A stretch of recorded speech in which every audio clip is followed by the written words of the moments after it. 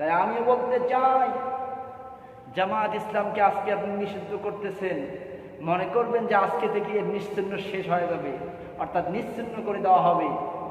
এটা ভাবা একটা বোকামির কাজ।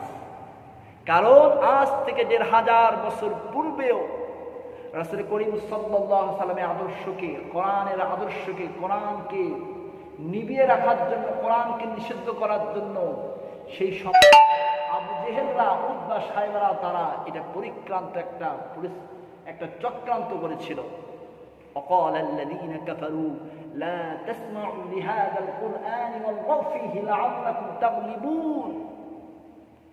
রাসূল করিম সাল্লাল্লাহু আলাইহি ওয়াসাল্লাম যখন কোরআনের দার্স দিচ্ছিলেন, এই কোরআনের দার্স থেকে মানুষকে মুখ ফিরে নেওয়ার জন্য সে সময় আবু জেহেলরা চক্রান্ত করেছিল।